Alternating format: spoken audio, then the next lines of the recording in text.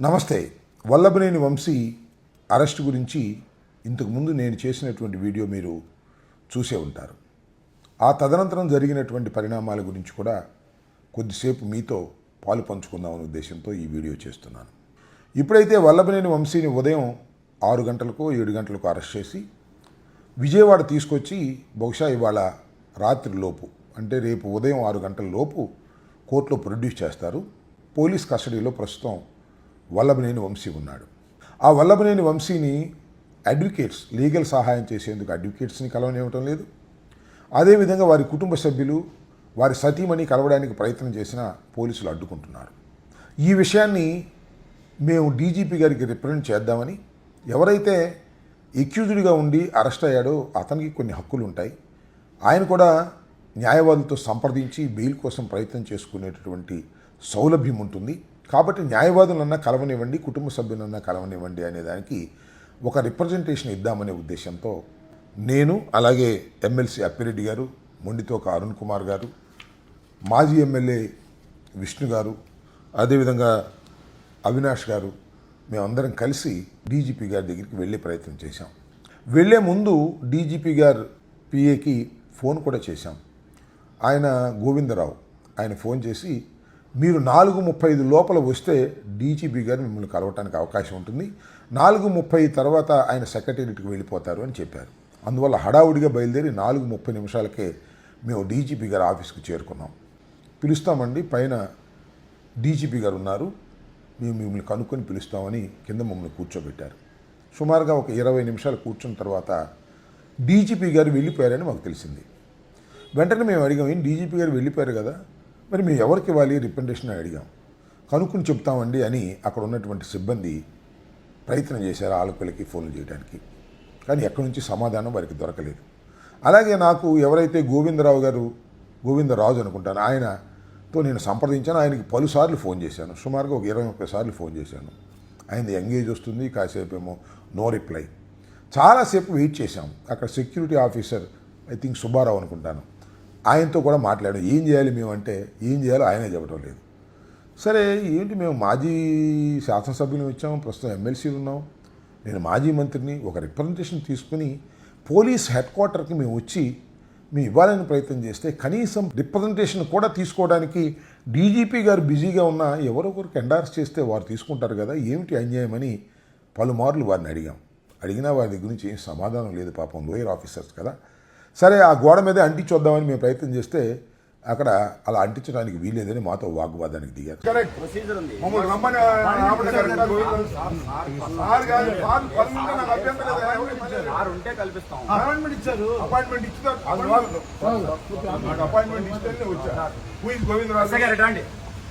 అట్లా అంటిస్తా అంటే అది కరెక్ట్ కాదు. ఏం చేయాలి సార్, రిప్రజెంటేషన్స్ మీకు తెలియదు కాదు, ఎక్కడైనా ఏ ఆఫీస్లో అయినా సరే దానికి చట్టంలో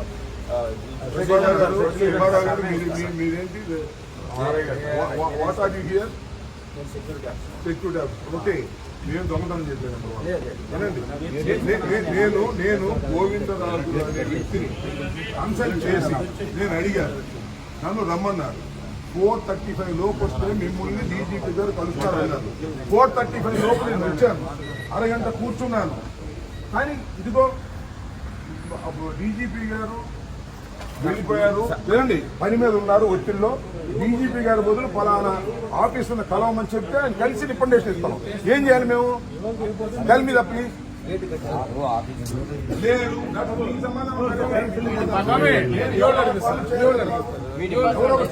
సరేలేండి, మేము మరి అపాయింట్మెంట్ తీసుకుని మేము వచ్చాం కదా, వచ్చినప్పుడు మమ్మల్ని గౌరవించాలి, రిప్రజెంటేషన్ తీసుకుని ఆ తర్వాత మీరు దాన్ని చెత్తబుట్టలో పడేస్తారో, చదువుకుని ధర్మంగా ఉంటే యాక్షన్ తీసుకుంటారో, that is left to the police.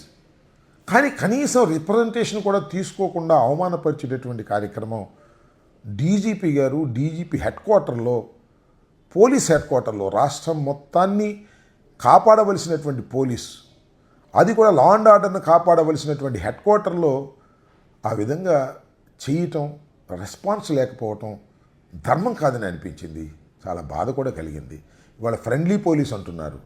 Friendly police సంగతి దేవుడు ఎరుగు. కనీసం మాజీ మంత్రిగా ఉండి, ఎమ్మెల్యేలు ఉండి, మాజీ ఎమ్మెల్యేలు, మాజీ ఎమ్మెల్సీలు వెళితే కనీసం రిప్రజెంటేషన్ కూడా తీసుకోలేనటువంటి స్థితికి పోలీస్ హెడ్ క్వార్టర్లోనే ఇలా జరుగుతుందంటే లా అండ్ ఆర్డర్ ఎలా ఉంటుంది ఈ రాష్ట్రంలో అనేది నాకు అర్థం కావటం లేదు. దానిలో ఇంకొక విషయాన్ని కూడా నేను ఇక్కడ చెప్పదలుచుకున్నాను.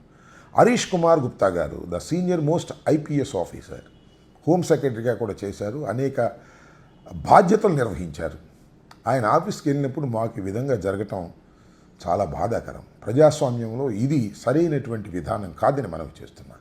ఇదంతా చూస్తుంటే మాకేమనిపిస్తుందంటే police almost all colluded with the government. Government means party తెలుగుదేశంతో కొల్యూడ్ అయిపోయి మీరు ప్రవర్తన చేస్తున్నారు. వంశీ మీద అన్నెసరీ కేసుని మీరు రిజిస్టర్ చేశారు.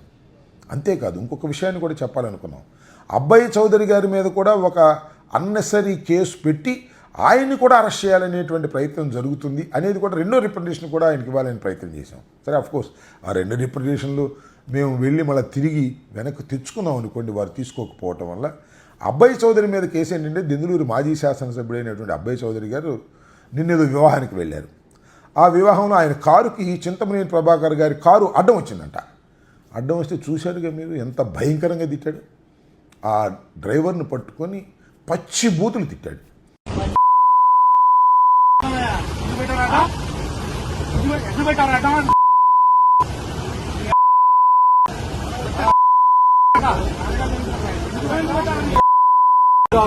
తిట్టింది సరిగదా, కొట్టబోడానికి ప్రయత్నం చేశాడు. ఇప్పుడు ఏం చేస్తున్నారంటే పోలీసులు కుమ్మక్కయ్యి అబ్బాయి చౌదరి మీద ఒక కేసు పెట్టాలి, అబ్బాయి చౌదరి మీద కేసు పెట్టి ఆయన అరెస్ట్ చేయాలనేటువంటి ప్రయత్నం చేస్తున్నారు. ఇది కూడా తప్పండి. పోలీసులు ఈ రకంగా చేయటం సమంజసం కాదు అని ఆ రిప్రజెంటేషన్ కూడా ఇవ్వాలనేటువంటి ప్రయత్నం మేము చేశాం. ఈ చింతమనేని ప్రభాకర్ గారు సరే మొన్నదాకా చాలా బాగా ఉన్నాడు 8 నెలలు, మళ్ళీ ఇప్పుడు ఆయన నిజస్వరూపాన్ని చూపించేటటువంటి కార్యక్రమం చేస్తున్నారు. పచ్చి బూతులు తిట్టి అబ్బాయి చౌదరి మీద ఇష్టం వచ్చినట్టుగా మాట్లాడుతున్నారు. తర్వాత నేను కూడా చూశాను ఒక వీడియో, ఈ మధ్య ప్రెస్ మీట్ పెట్టాడు. నేను అంత పచ్చిగా తిట్టడానికి గల కారణం ఏమిటో తెలుసా అని అడుగుతున్నాడు. పచ్చిగా బూతులు తిట్టడానికి కారణాలు ఏముంటాయి? మన సభ్యత సంస్కారానికి సంబంధించిన అంశం కదా. పైగా మీరు శాసనసభ్యులు, మొదటిసారి కూడా కాదు. ఈ రకంగా అగ్లీగా మీరు ప్రవర్తన చేసి రాజకీయ కక్షలతో మీ కారుకి ఆయన కారు అడ్డం వస్తే తీసేయమంటే తీసేస్తారు, లేకపోతే కాసేపు ఆగితే మీరు వెళ్ళిపోతారు. దానికి రాజకీయ కక్ష పెట్టుకుని కేసులు పెట్టి లోపల పెట్టాలని ప్రయత్నం చేసినటువంటి కార్యక్రమంలో పోలీసు వారు సహకరించడం తప్పు అని నేను అభిప్రాయపడుతున్నా. మరొకసారి హరీష్ కుమార్ గుప్తా గారు డీజీపీ, శాంతి భద్రతలను రాష్ట్రంలో కాపాడవలసిన వ్యక్తి, వారు మా దగ్గర రిప్రజెంటేషన్ కూడా తీసుకోవడానికి వెనుకాడి మమ్మల్ని అవమానించి పంపటం అనేది ప్రజాస్వామ్యంలో సరైనటువంటి విధానం కాదు. ఒకవేళ మేము రిప్రజెంటేషన్ ఇస్తే తీసుకోండి, చదువుకోండి, వీలైతే యాక్షన్ తీసుకోండి, లేకపోతే లేదు. అంతే తప్ప రాజకీయ నాయకుల చేతుల్లో పపెట్స్ లాగా పోలీస్ డిపార్ట్మెంట్ పనిచేసినప్పుడు రాష్ట్రంలో శాంతి భద్రతలకు విఘాతం కలుగుతుంది, అరాచకం కూడా జరుగుతుందనే విషయాన్ని దయచేసి మర్చిపోవద్దు. ఇప్పటికైనా హరీష్ కుమార్ గుప్తా గారికి నేను మనవి చేస్తున్నా, మీకు ఈ వీడియో చేరాలని కోరుకుంటున్నా. మేము ఇచ్చినటువంటి రిప్రజెంటేషన్, ఇవ్వాలనుకుంటున్నటువంటి రిప్రజెంటేషన్ అనే విషయాలు బాధ్యతగా ఒక ఐపీఎస్ ఆఫీసర్గా మీరు తెలుసుకోవాలి. ఒకవేళ మీరు తెలుసుకోకపోతే అది ప్రజాస్వామ్యంలో మీరు మీ డ్యూటీని సక్రమంగా చేయటం లేదని అర్థం చేసుకోవాలి. మేము ఇచ్చే రిప్రజెంటేషన్ తీసుకోవాలి, చదువుకోవాలి, దానిలో న్యాయం ఉంటే చేయాలి. That is the duty of the IPS officer. That is the duty of IAS officers. IPS IAS ఆఫీసర్లు చాలా స్ట్రిక్ట్గా ఉంటారని సమాజంలో అందరూ భావిస్తారు. మీరు ఈ విధంగా ప్రవర్తించడం తగదు. హరీష్ గుప్తా గారు, ఇప్పటికైనా మీరు సరైన విధానాన్ని ఎన్నుకోవాలని మనస్ఫూర్తిగా కోరుకుంటున్నాను. ధన్యవాదాలు.